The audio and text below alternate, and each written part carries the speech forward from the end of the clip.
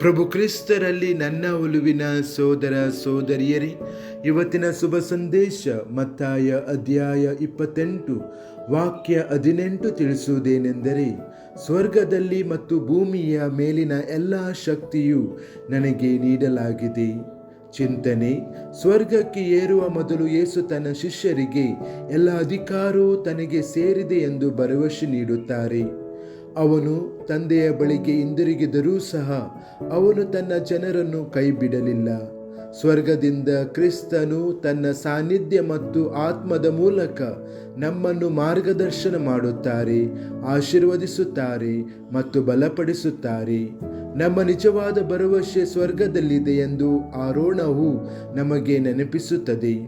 ಅಲ್ಲಿ ಯೇಸು ನಮಗಾಗಿ ಒಂದು ಸ್ಥಳವನ್ನು ಸಿದ್ಧಪಡಿಸುತ್ತಾರೆ ಮತ್ತು ತಂದೆಯ ಮುಂದೆ ನಮಗಾಗಿ ಮಧ್ಯಸ್ಥಿಕೆ ವಹಿಸುತ್ತಾರೆ.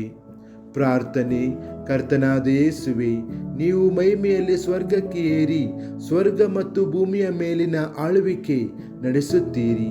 ನಾವು ನಂಬಿಕೆಯಲ್ಲಿ ನಡೆಯುವಾಗ ನಮ್ಮ ಹತ್ತಿರ ಇದ್ದು ನಮ್ಮನ್ನು ಸಹಕರಿಸಿರಿ. ನಮ್ಮ ಹೃದಯಗಳನ್ನು ಸ್ವರ್ಗೀಯ ವಿಷಯಗಳ ಕಡೆಗೆ ಎತ್ತಿರಿ. ನಮ್ಮ ದೈನಂದಿನ ಜೀವನದಲ್ಲಿ ನಮಗೆ ಧೈರ್ಯವನ್ನು ನೀಡಿರಿ ಮತ್ತು ನಂಬಿಕೆ ಮತ್ತು ಪ್ರೀತಿಯಿಂದ ನಿಮ್ಮನ್ನು ಅನುಸರಿಸಲು ನಮಗೆ ಸಹಾಯ ಮಾಡಿರಿ.